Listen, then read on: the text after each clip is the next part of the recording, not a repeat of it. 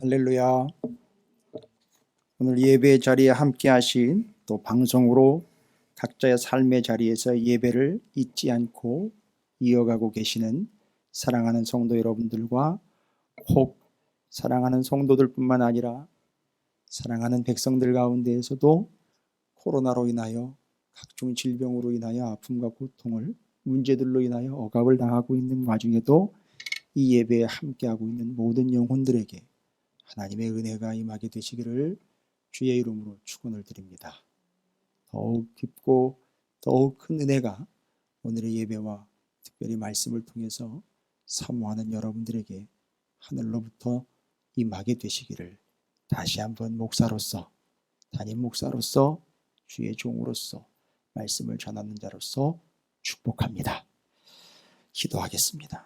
하나님, 오늘 주신 귀한 말씀을 하늘에서 내려주신 생명의 만나와 같이 받게 하여 주시옵시고 우리를 살리는 말씀으로 받게 하여 주시옵시며 반드시 이루어질 약속으로 받게 하여 주시옵소서. 반드시 그리 될 줄로 믿습니다. 말씀이 세상의 말이 아니라 하나님의 말씀인 것을 믿습니다. 데살로니가 교회의 성도들처럼 하나님의 말씀을 사람의 말이 아닌 하나님의 말씀으로 받는 오늘 이 시간이 되게 해 주시옵시고 각자 삶의 자리에서 방송을 통하여 절대 변함없는 절대 진리인 하나님의 말씀과 예배의 장소와 처소와 마음을 바꾸지 않고 변개시키지 않고 집중하여 주님께 예배하는 모든 이들을 주님께서 어루만져 주시옵시고 특별히 질병으로 인하여 고통을 받고 있는 이 민족 대한민국과 당사자들인 아픔을 겪고 있는 모든 환우들에게 하나님의 영과 은혜가 임하여 속히 그곳으로부터 하나님과 동행하여 나올 수 있게 하여 주시옵시고 아니 그 와중이라도 주님과 더욱 깊이 동행할 수 있는 은혜를 허락해 주시옵소서. 오늘의 말씀이 그와 같은 동행이 될 줄로 믿사옵고 살아서 역사하는 말씀 되게 해 주시옵소서. 우리가 참된 안식을 얻는 귀한 주일이 되게 해 주시옵소서. 예수님의 이름으로 간절히 기도 올리옵나이다. 아멘. 할렐루야.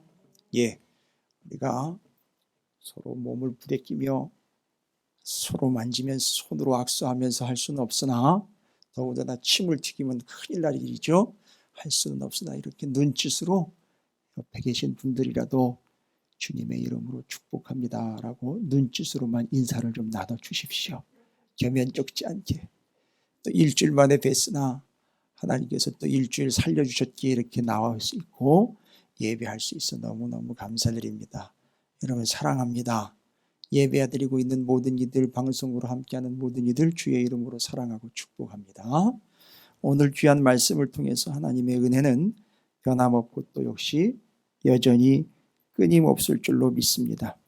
여러분 주중에 문자 전체적으로 우리가 안내해드리는 수요일 사순절 묵상에 대한 안내를 받으셨죠? 내용도 전달받으셨나요? 이사야서 38장 히스기야의 통곡에 대한 내용이었는데 기억하십니까? 묵상들을 하셨다라는 증거가 이제 여기 나타나겠죠? 38장인 히스기야가 너 죽어라고 이야기를 했어요. 하나님이 너 죽는다라고 이야기를 하니까 그 얘기를 듣자마자 어떻게 했죠? 죄송합니다. 이건 묵상을 했건 안 했건 성경을 좀 알았다면은요, 우리 찾으시는 교회 정도면 이사야서를 몇 번이나 했는데 아시죠? 벽을 향하여 하나님 앞에 심히 통곡했더라라고 이야기합니다. 벽을 향했다라는 말은 뭡니까? 얼굴을 벽으로 향했다는 얘기는요, 뭘 등졌다는 얘기입니까? 세상을 등졌다는 얘기고요. 그 벽을 향했다라는 말은 하나님을 향했다라는 말입니다. 그 벽을 향하다라는 말의 뜻에는 벽을 뚫고 들어간다라는 의미가 있어요. 벽을 뚫고 들어간다고요. 하나님께로 뚫고 들어가 세상을 등진다는 얘기입니다. 너 죽게 된다는 얘기가 이젠 너 끝났다는 얘기인데 거기서 뭐가 더 남아있겠습니까? 지금 우리가 겪고 있는 일이 너 끝났다는 얘기나 뭘 다를 바가 있겠습니까? 그럼 우리가 지금 뭔 결을 있고 뭔 여유가 있겠습니까? 세상을 등지고 문제를 등지고 나를 등지고 자아를 등지고 지나간 삶을 등지고 하나님을 향하여 벽이 뚫어져라 하니 이 문제가 뚫어져라. 하나님께 지금까지 막혔던 모든 관계가 뚫어져서 하나님을 향해 나아갈 수 있도록 히스기야와 같이처럼 면벽하고 심히 통곡했다라고 말하고 있습니다. 심히라는 가돌이라는 히브리어는요, 어마어마하게 크다는 얘기입니다. 무슨 얘기인지 아세요? 제가 지금 여기서 이렇게 주여라고 외치면 저 건너편 아파트에 있는 백성과 주민은 물론이거냐 저 앞에 있는 곱창집이요, 저 건너편에 있는 큰 우리 감리교회 있죠? 아예 얘기 드리기 경동시장까지요, 들릴 정도로 어마어마하게 큰 소리를 내는 겁니다. 그 심히라는 말은 그 의미예요. 히스기야가 너 죽어 그러니까 그렇게 큰 소리로 통곡했다는 거예요. 그럼 뭔 얘기입니까? 온 예루살렘 사람들이 히스기야가 울고 있구나라는 걸 다 아는 거예요. 이사야가 전하고 나가면서 그걸 다 들었어요. 하나님이 그걸 또 들었어요. 야, 너 가서 살려준다고 해. 그런데 그 통곡하다라는 말에 단어의 뜻보다 더 중요한 게 뭐냐면 시제입니다. 미완료 시제입니다. 무슨 뜻입니까? 통곡이요. 대성통곡, 큰소리 통곡, 세상이 다 들을 수 있도록 통곡하는 그 소리를 미완료 시제라고요. 우리나라에는 없는 시제지만 성경에는 미완료 시제가 늘 등장하기 때문에 이 미완료라는 건 뭡니까? 아직 끝나거나 종료가 안 된 거예요. 끝까지 통곡을 한 거예요, 여러분. 뭘 어떻게 통곡을 했길래 끝까지 통곡한 겁니까? 그 통곡했다라는 시제가 미완료, 아직 끝나지 않은 거예요. 뭐예요? 오히려 너 죽어라고 선언을 받았으나 히스기야는 어느 정도로 통곡했다는 겁니까? 죽을 때까지 통곡했다는 거예요. 응답 올 때까지 통곡을 했다는 거예요. 여러분, 지금 교회와 성도는 이 문제와 고민과 아픔들이 끝날 때까지 끝까지 울부짖으며 통곡해야 할 상황입니다. 여기서 어떻게 더 이상 멈추고 옛날처럼 그때처럼 그렇게 살아가겠습니까? 여전히.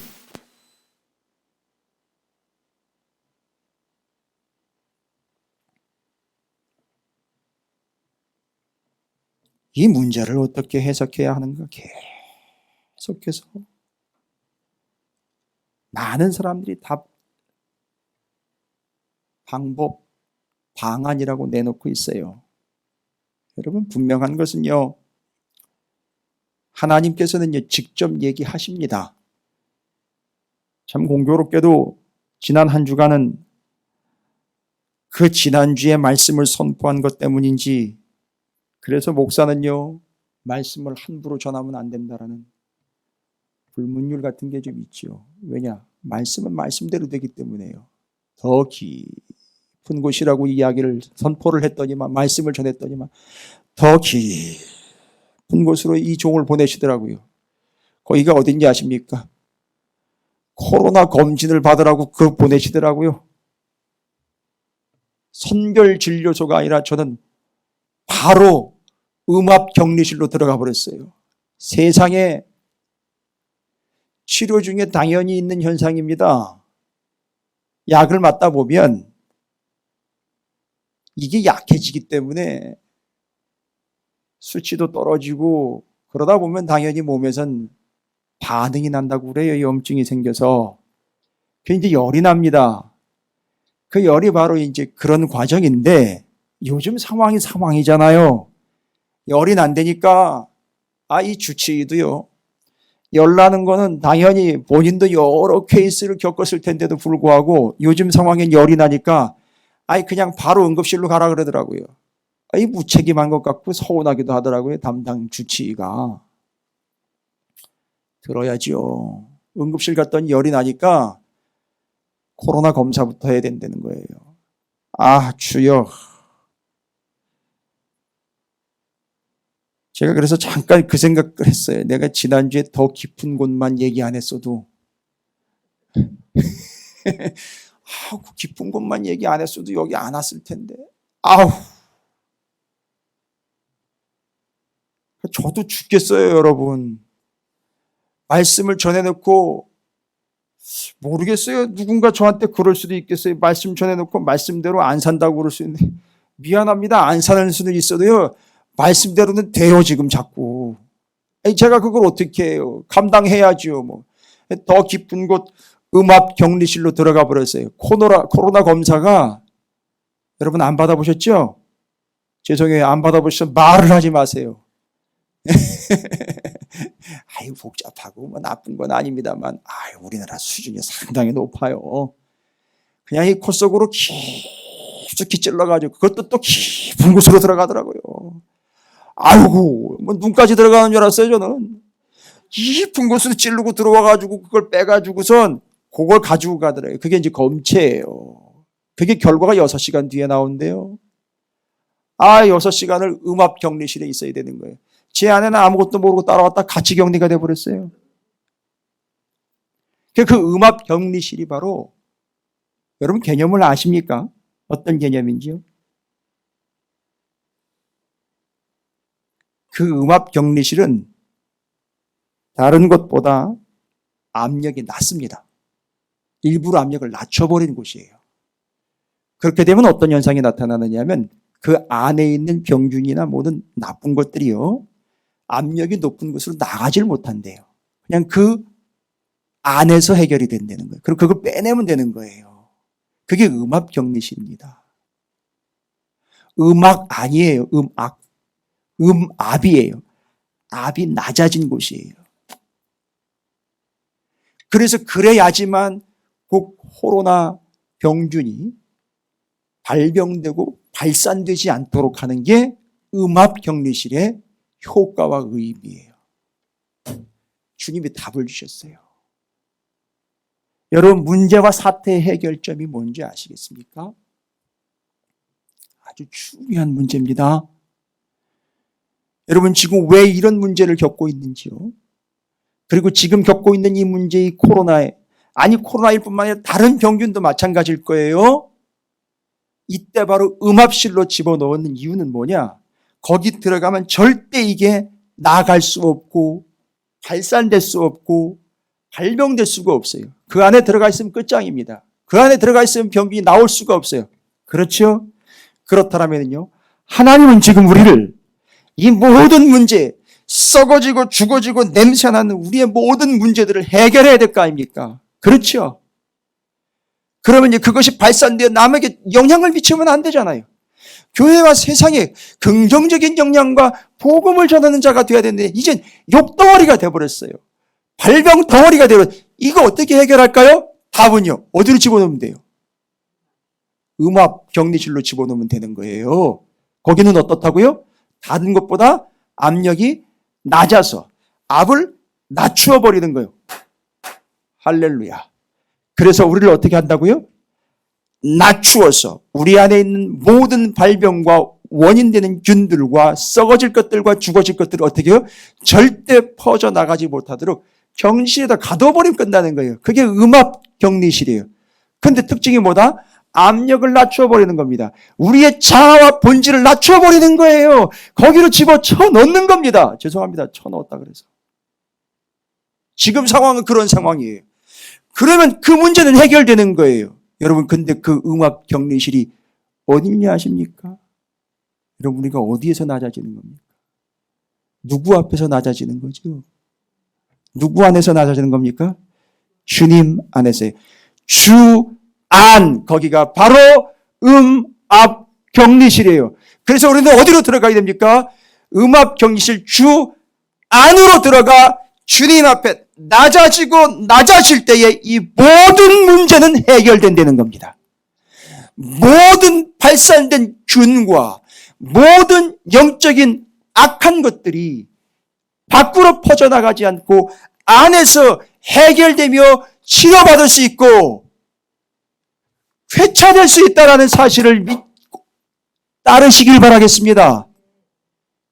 그래서 이제 주님 안에서 우리는 맞습니다. 우리를 낮추고 우리를 더 낮추고자 하시고 다가오시는 치료자이신 주님 안에서 격리된 삶을 살아가는, 격리라는 말을 싫어하지 마십시오.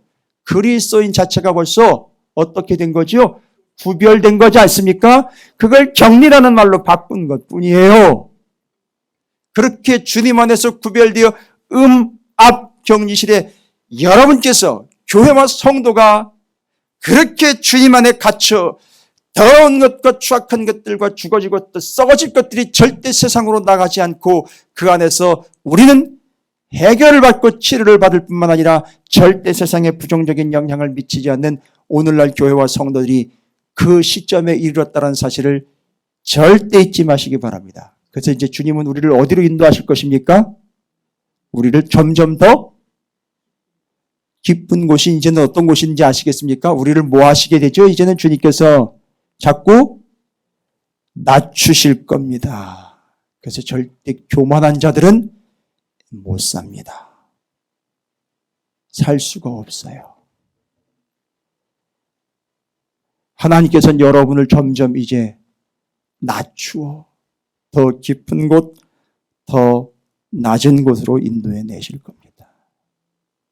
그러면요, 그 주님 안에서 바로 우리의 삶이 회복될 줄로 믿습니다. 여기가 해결책이에요. 주님이 우리를 낮추셔서 온유와 겸손으로 이제는 살 수밖에 없는 치료 방책입니다. 여러분 잊지 마십시오. 이제 이 코로나가 어떻게 해결되고 코로나보다 더 징글징글하게 우리를 괴롭혔던 영적인 질병들이 어떻게 해결되는지 아시겠죠? 다 어디로 들어가라? 음압 격리실로 들어가라.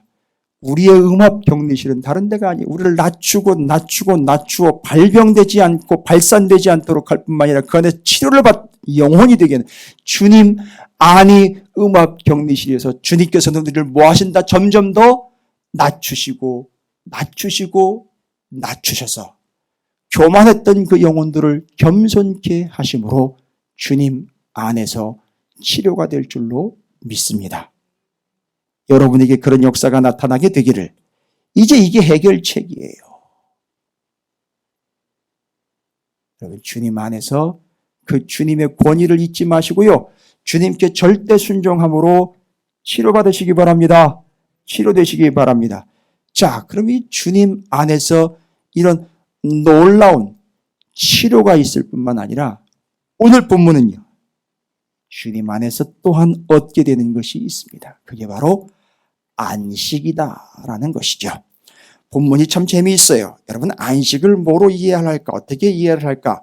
본문 6장이 가지고 있는 구조를 여러분께서 좀 쉽게 이해하실 수 있도록 제가 세 덩어리로 구분을 했어요. 필요하시면 적어 놓으셨다가 나중에 확인을 해보시고요.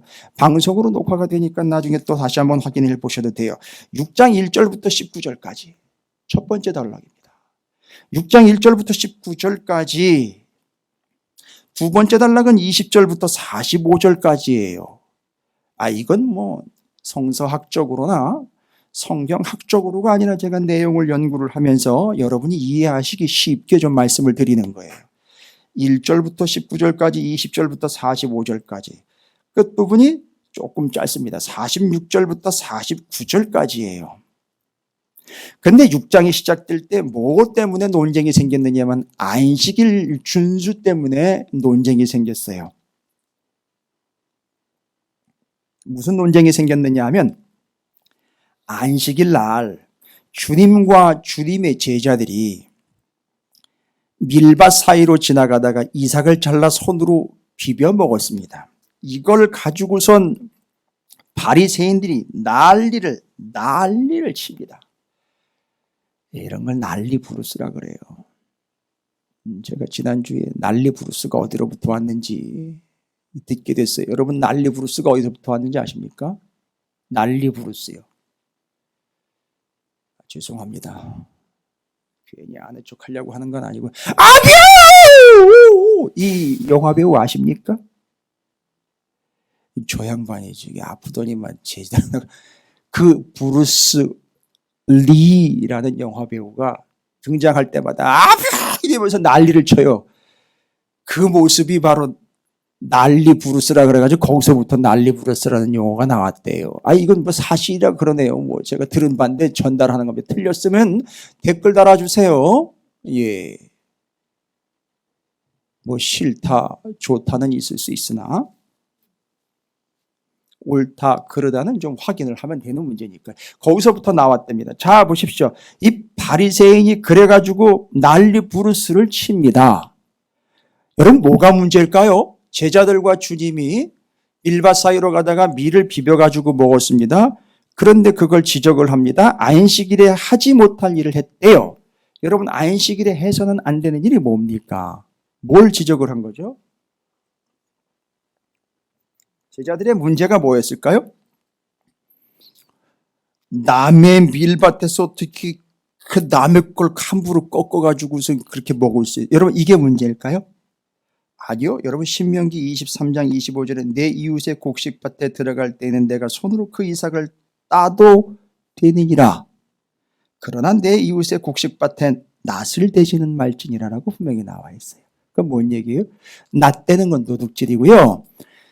이삭을 따가지고 비벼서 먹는 건 배고프니까 먹어도 된다라고 허락이 돼 있어요. 지금 그걸 얘기를 하는 게 아니에요. 이삭을 따가지고서 손으로 비빈 게 이게 탈곡 행위가 되는 거예요. 일하면 안 되는데 이걸 일을 한 거예요. 그걸 지적을 한 거예요. 남의 거 먹었다고 얘기한 게 아니라 일했다고. 그거 꼭 비벼가지고 그거 털어놨다고 그걸 지적하는 거예요. 근데 지금 교회와 성도들은요, 이 스타일로 오해를 하는 사람들, 남의 거 비벼 먹었다고 난리를 치는 사람들이 있어요. 그러니까 성경도 모르는 거죠. 그 다음에 바리새인들처럼 그걸 비벼 먹었다고, 일했다고 난리를 치는 사람들이 있어요. 그런데 지금 문제는 남의 거 먹은 게 문제가 아니라 안식일 날 일했다는 게 문제예요. 그래서 지금 안식에 대한 이해가 제자들로부터 주님 그리고 바리새인들 특별히 제대로 이해하지 못하고 있는, 뭐 심지어는 우리 성도들도 마찬가지 안식에 대한 이해가 너무 부족하다는 거죠. 아쉽다는 거죠. 그래서 제가 6장을요 치료받는 중에도 병에서 약을 맞는 중에도 병원에서도 집에서도 이 6장 본문을 수도 없이 묵상을 했어요. 묵상을 하다가 세 덩어리로 나온 거예요. 세 덩어리에서 안식을 의미하는 어떤 의미들, 이 본문이 안식에 대해서 처음 언급을 하면서 이 본문이 그 안식에 대한 대답을 주고 있다는 거예요. 과연 이 본문 6장 안에서 얘기입니다. 신학적으로 얘기하지 맙시다. 성경 전체로 보지 마시고요. 6장 안에서 봅시다. 왜냐하면 누가는 의사예요.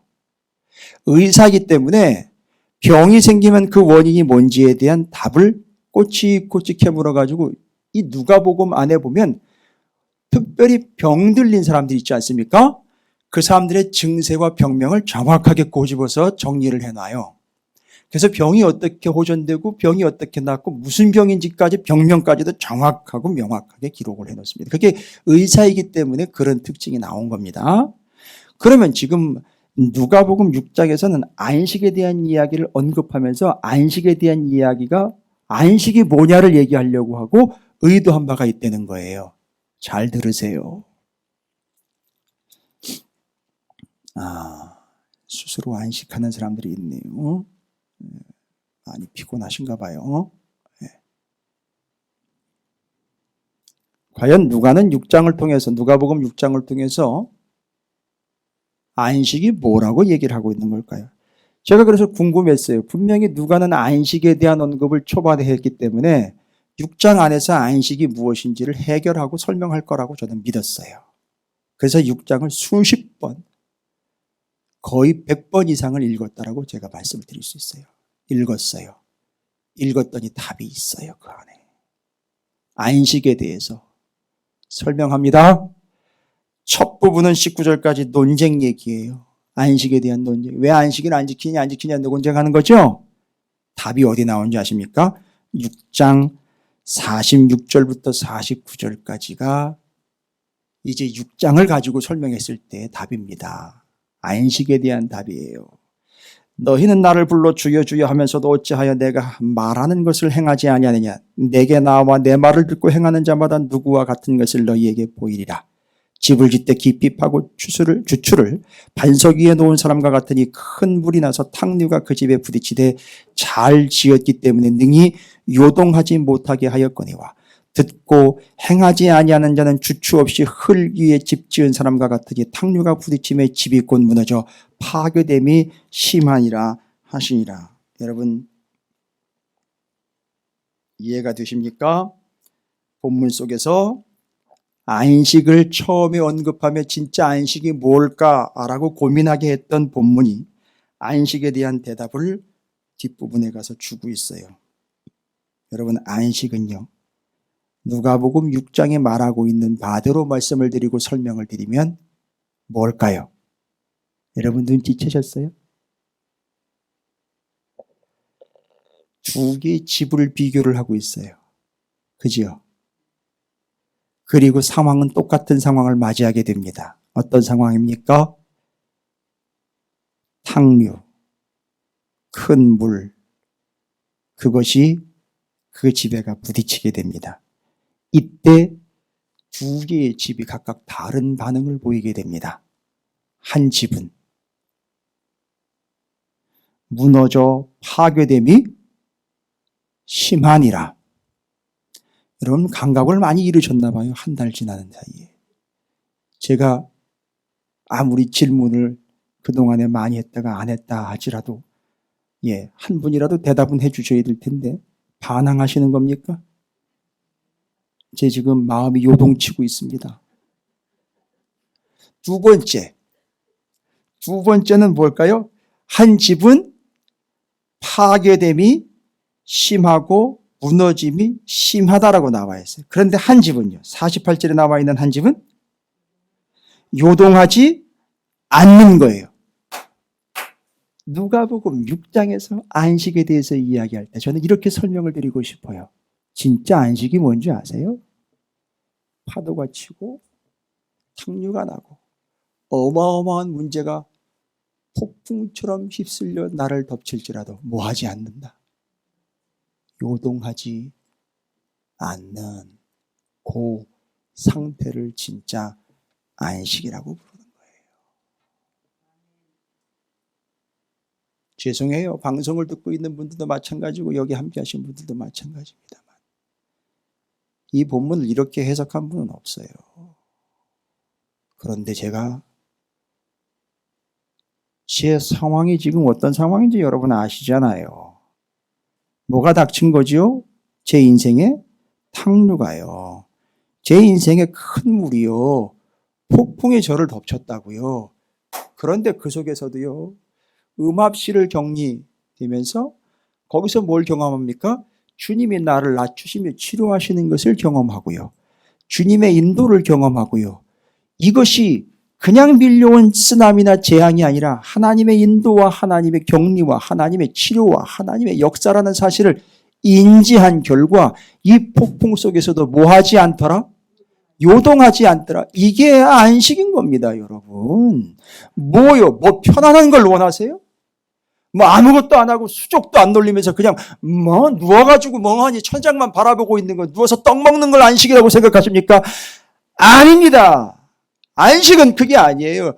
어떤 환난과 핍박과 폭풍과 역경이 와도 흔들리거나 요동하지 않는 게 진짜 안식 아니겠습니까, 여러분? 그런데 오늘날 교회와 성도는 그걸 잃었다는 거예요. 이 나라가 지금 요동치는 상황 가운데 있지 않습니까? 교회가 지금 요동치는 상황 가운데 있지 않습니까? 그런데요, 어떤 이는요, 요동하지 않더라는 거예요. 뭐 하기 때문이죠? 진짜 안식을 누리고 있는 거예요. 그렇게 안식을 누려야 되는데 주일이 오고 안식해야 되는데 그 안식일에 안식하지 못하는 사람들이 있다는 거예요. 첫 번째 누가요? 안식일에 뭐 하는 사람들이 있더라?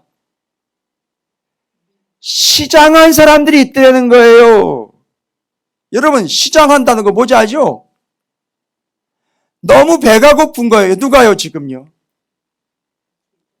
제자들이요. 안식일인데 배가 고픕니다. 여러분, 배가 고프게 되면 어떻게 되는지 아시죠? 그냥 출출한 거 말고요. 며칠을 굶고 먹을 거리와 떼거리가 없고 그걸 구할 돈이 없고 너무 빈공하고 너무너무 궁핍한 상황. 여러분 아십니까? 어느 동네에서의 모녀 이야기라든지 극빈자가 굶어 죽은 이야기라든지 여러분 그 빈곤을 얘기하는 거예요. 그 배고픔을 이야기하는 겁니다. 여러분 그렇게 되면 어떤 상황이 됩니까? 사람이 극도로 배가 고파지면요 어떤 상황이 되는지 아시죠? 어떻게 되는지 아십니까? 먹을 것만 보일 뿐만 아니라 여러분 그 다음 단계 생각해 보시죠. 이제 난리가 납니다. 어떻게 되죠? 배고프면요 이제는 죄송해요. 여러분은 그런 경험이 없으시니까 어떤 상황까지 가게 된다는 겁니까? 어떻게 될까요? 그렇죠. 이제는 이 사람이 뭐 하기 시작해요? 극심한 배고픔으로 인하여 요동치게 된다는 거예요. 그럼 이 사람에게는요, 뭐가 없는 거죠? 안식이 없는 거예요. 그래서 배고픔 때문에 안식일인데도 무엇 때문에요? 배고픔 때문에 안식을 누리지 못하는 사람이 있더라는 거예요. 그래서 그 배고픈 자들이 어떻게 했죠? 밀 이삭을 잘라서 비벼 먹은 거예요. 그걸 가지고 바리새인들이 뭐라 그랬다? 범죄다라고 이야기를 했어요. 그때 주님이 대답합니다. 여러분 상당히 중요한 얘기예요. 진짜 중요한 얘기입니다. 오늘 이 본문 말씀과 이 해석은요. 평생 담아두시고 새겨두셔야 될 말씀이에요. 주님이 뭐라고 대답을 하셨어요? 거기다 참 생뚱맞은 대답을 하셔요. 사무엘상 21장 6절에 있는 말씀으로 대답을 하십니다. 응수를 하세요. 이건 절대 수준 낮은 사람, 성경 모르는 사람은 이 대답은 뭔 소리래? 라고 꿀먹은 벙어리 모양 돼버리는 거예요. 주님이 뭐라고 얘기했느냐 하면 야, 왜 밀 이삭을 그렇게 따서 먹어 안식일에? 라고 이야기하니까 예수님께서 대답합니다. 3절입니다. 예수께서 대답하여 이르시되 다윗이 자기 및 자기와 함께한 자들이 시장할 때의 한 일을 잃지 못하였느냐. 그가 하나님의 전에 들어가서 다만 제사장 외에는 먹어서는 안 되는 진설병을 먹고 함께한 자들에게도 주지 아니하였느냐라고 얘기합니다.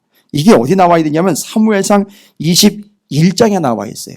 여러분 사무엘상 21장을 한번 그러면 천천히 찾아볼게요. 이 상당히 중요한 거예요. 사무엘상 21장 다윗이 사울을 피하여 도망가다가 너무너무 배가 고픈 거예요. 그렇죠. 참 이야기와 스토리가 비슷하게 연결되죠. 뭐예요? 주님과 제자들. 여기는요. 다윗과 그를 따르는 자들이에요. 또한 동일한 상황은 어떤 상황이죠? 그들이 배가 고픈 상황이에요. 이를 어떻게 해결하는지 보십시오. 21장 사무엘상 21장 구약성경 445쪽에 다윗이 노백에 가서 제사장 아히멜렉에게 이르되 아히멜렉이 떨며 다윗을 영접하여 그에게 이르되 어찌하여 내가 홀로 있고 함께하는 자가 아무도 없느냐 하니 다윗이 제사장 아히멜렉에게 이르되 왕이 내게 이를 명하였고 이르시기를 내가 너를 보내는 것과 내게 명령한 일은 아무것도 사람에게 알리지 말라 하시기로 내가 나의 소년들을 이러이러한 곳으로 오라고 말하였나이다. 이제 당신의 수중에 무엇이 있나이까? 떡 5덩이나 무엇이나 있는 대로 내 손에 주소서 하니 제사장이 다윗에게 대답하여 이르되 보통 떡은 내 수중에 없으나 거룩한 떡은 있나니 소년들이 여자를 가까이만 하지 아니하였으면 주의를 하는지라. 다윗이 제사장에게 대답하여 이르되 우리가 참으로 3일 동안이나 여자를 가까이 하지 아니하였나이다. 내가 떠난 길이 보통 여행이라도 소년들의 그릇이 성결하겠거는 하물며 오늘 그들의 그릇이 성결하지 아니하겠나이까 하매 제사장이 그 거룩한 떡을 주었으니 거기는 진설병 곧 여호와 앞에서 물려낸 떡밖에 없었습니다. 이 떡은 더운 떡을 드리는 날에 물려낸 것이더라 라고 분명히 본문에서 뭐를 이야기하고 있습니까? 다윗과 그를 따르는 자들이 너무너무 배가 고파가지고선 뭐 먹을 거 없습니까? 라고 다윗이 제사장에게 얘기했더니 제사장이요 보통 내어줄 떡은 없대. 뭐가 있다는 거죠? 하나님 앞에 늘 구워서 12지파가 드리는 것처럼 12개의 떡을 떡상에다가 진설하는 진설병은 있다라고 얘기를 하죠. 뜨거운 떡 올리고 식은 떡 빼낸 거 있으니까 그게 있다는 거죠. 그걸 받아 먹은 거예요. 여러분, 이건 누구밖에 먹을 수 없는 떡이죠. 제사장밖에는 먹을 수 없어요. 근데 다윗과 그의 추종자들은요, 제사장이 아니에요. 다윗은요, 물론 왕으로 기름 부음을 받았으나 왕이니까 내놔 뭐 이렇게 되는 거예요. 지금 현재는 왕은 사울이에요. 근데 사울에게 쫓기고 있는 중이에요, 더군다나. 그럼 뭔 명분이 없어요. 근데 어떻게 이는 먹을 수 있습니까?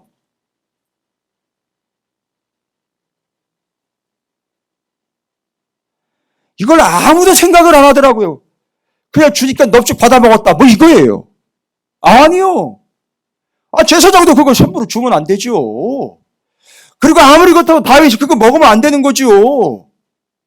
제사장밖에 먹어서는 안 되는 걸 먹었어요. 너무너무 아무리 배고파도요.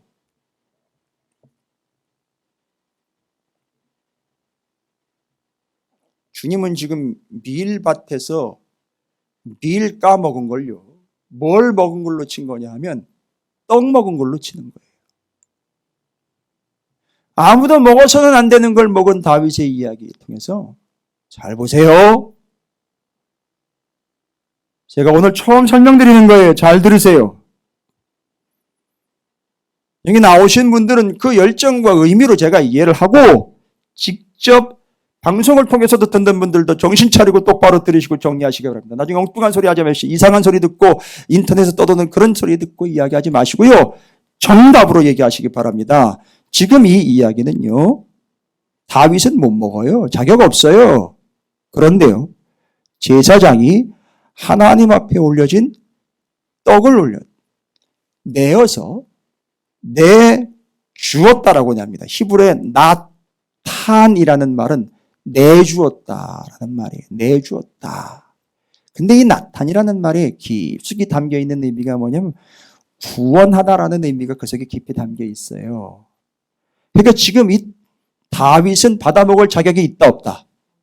없어요. 그런데 그에게 제사장이 직접 뭐했다? 그 떡을 내어 주었어요. 그런데 거기 진설된 진설벽 떡은요. 여러분 이해하시기 바랍니다. 성소에 들어가면 지성소 앞에 있는 성소에 들어가면 세 개가 있어요. 뭐죠? 떡상, 촛대, 분향단이 있어요. 그렇죠. 그런데 떡상과 촛대는 마주보고 있어요. 여러분 이게 뭘 의미하는지 아시죠? 빛, 생명의 떡. 예수 그리스도예요. 뭔 얘기입니까? 제사장이 생명의 떡을 내어줬다는 말은 제사장이신 예수 그리스도를 우리에게 뭘로 내어주신 바 되었다? 생명의 떡으로 내어 주신 바가 되어서 그걸 받아 먹은 거예요. 그러니까 다윗은 자격이 없지만 주님이 직접 떡이 되어서 그에게 뭐예요? 내어준 바가 된 겁니다. 따라서 보십시오. 누가복음 6장으로 오면 뭐라고 얘기합니까? 또 이르시되 인자는 안식일의 주인이라 하시더라 라고 이야기합니다. 뭐예요? 주님이 뭘 얘기하려고 하는지 아시겠습니까?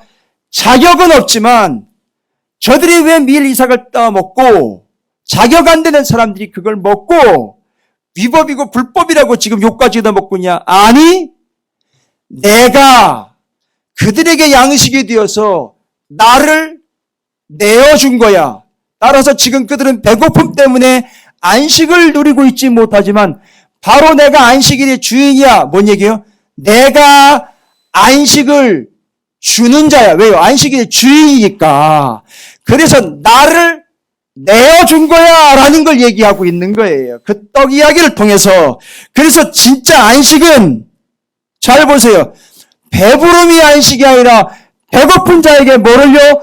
주님을 직접 내어 주심으로 안식을 얻게 된다라는 걸 이야기하는 겁니다. 할렐루야. 그래서 주님은 뭐가 된 거예요, 이제? 안식일의 주인이란 얘기는 뭐예요? 안식일의 주인이니까 내가 뭘 준다?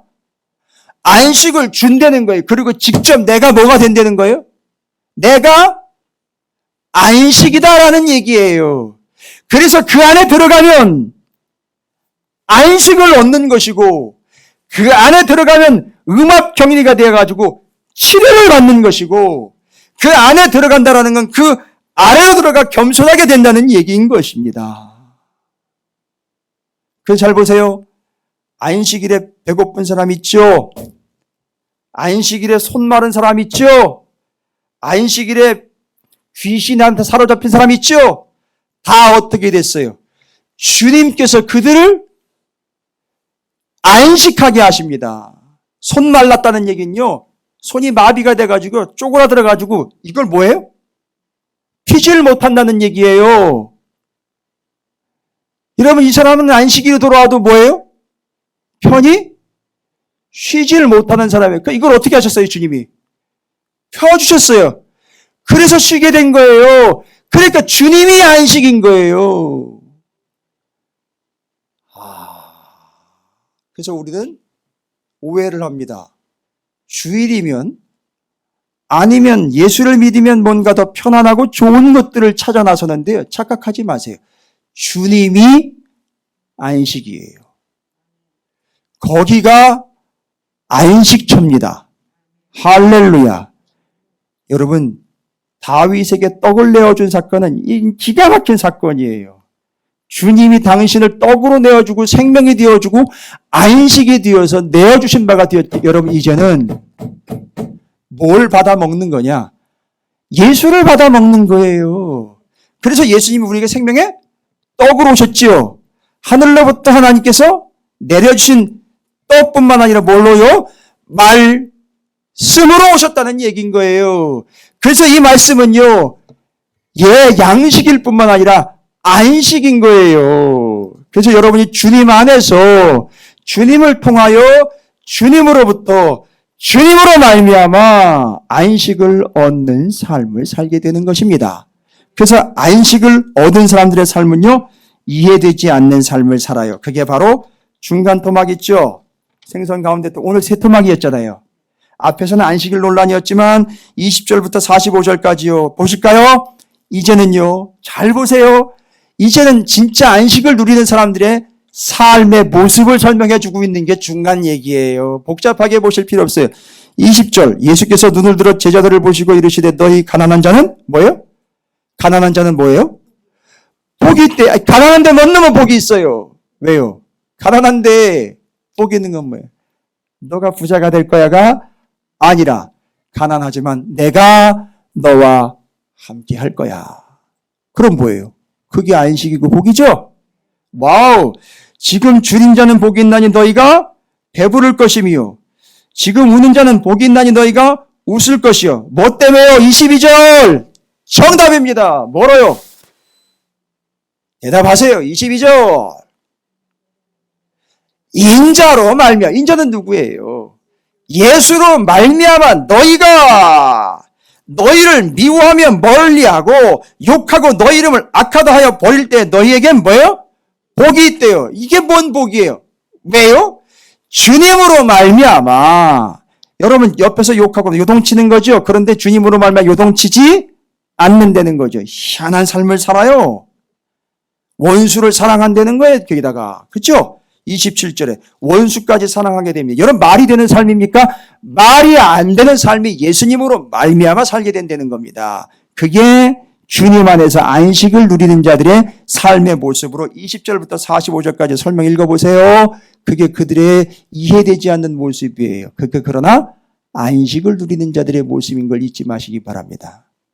그리고 진짜 안식을 누리는 자들의 삶은 46절부터 49절까지 이 모습으로 살아갑니다. 어떤 삶이에요? 진짜 안식을 누리는 자들은요, 너희는 나를 불러 주여 주여 하면서도 어찌하여 내가 말하는 것을 행하지 아니하느냐. 내게 나와 내 말을 듣고 행하는 자마다 누구와 같은 것을 너희에게 보이랴. 집을 짓되 깊이 파고 주추를 반석 위에 놓은 사람과 같으니 큰 물이 나서 탕류가 그 집에 부딪히되 잘 지었기 때문에 능히 요동하지 못하게 하였거니와 듣고 행하지 아니하는 자는 주추 없이 흙 위에 집 지은 사람과 같으니 탕류가 부딪힘에 집이 곧 무너져 파괴됨이 심하니라 하시니라. 진짜 안식하는 사람은 이제 어떤 삶을 살아갑니까? 주님께서 여러분, 안식하는 걸 편안한 걸로 오해하시면 안 됩니다. 그냥 손 놓고 낮잠 자는 걸 이해하시면 안 돼요. 진짜 이제 안식하는 사람들은 어떤 삶을 삽니까? 안식하는 사람들은 두 가지를 누리게 되죠. 원칙은 뭐예요? 안식이라는 말은 주님이에요. 주님 안에 있다는 말이죠. 주님으로 살아간다는 얘기죠. 그래서 이제 이 사람은 어떤 삶을 산다는 얘기입니까? 46절부터 49절까지. 진짜 안식이 어떤 의미라고 제가 서두에 설명드렸잖아요. 어떤 의미라고요? 누가복음 6장에 의하면 안식은 요동하지 않는 삶이. 그 요동하지 않는 삶이 원인이 어디 있는 거냐 하면 이 안식하는 사람들, 주님 안에 있는 사람들은 어떤 삶을 삽니까? 46절부터 49절까지로 의하면 47절이에요, 여러분. 뭘 그렇게 고민하십니까? 4절밖에 안 되는데, 4절밖에 안 되는데 거기서도 고민을 하십니까? 왜 이렇게 요동치십니까? 안식하십시오. 누리십시오. 헷갈리지 마십시오. 왜 요동하지 않는다는 겁니까? 그 말씀 듣고 행하는 자마다 주추를 깊이 박아가지고 절대 흔들리지 않고 요동하지 않는 안식하는 자의 참된 안식을 누리게 된다는 거예요. 그래서 진짜 안식하는 사람들은 어떤 삶을 삽니까? 그럴 수 없음에도 불구하고 뭐하죠? 주의 말씀을 말씀대로 행하며 사는 겁니다. 여러분, 제가 오늘 사순절 두 번째 주일을 맞아 여러분이 참된 안식을 누리는 복된 영혼들이 되시기를 주님의 이름으로 축원을 드립니다. 그래서 여러분을 안식의 처소로 주님 안으로 불러들여 어떻게 하실 거라고요? 여러분을 낮추실 겁니다. 주님은요, 안식할 수 없는 배고픈 자들에게 뭐가 되었어요? 생명의 떡이 되어 내어주신 바가 되었습니다. 그래서 주님이 안식이에요. 그리고 그 주님 안에서 여러분은 흔들리지 않고 요동치지 않는 참된 안식을 누리게 될 줄로 믿습니다. 오늘날 교회와 성도들과 대한민국이 참된 안식 안에서 이 위기를 하나님의 은혜로 잘 감당해내기를 주님의 이름으로 축복합니다. 기도하겠습니다. 주님, 감사합니다. 우리가 주님 안에서 참된 안식으로 절대 요동치지 아니하는 주의 말씀으로 주추를 깊이 박고 반석 위에 세워진 교회와 성도들이 되도록 인도하여 주시옵소서. 이 사태가, 이 상황이 마무리되는 그날까지 주님 안에서의 참된 안식을 누리며 요동치지 않는 우리의 삶과 우리의 삶의 자리와 사랑하는 가족들과 교회와 성도들과 이 나라의 민족 대한민국 되게 해 주시옵소서. 예수님의 이름으로 간절히 기도 올리옵나이다. 아멘.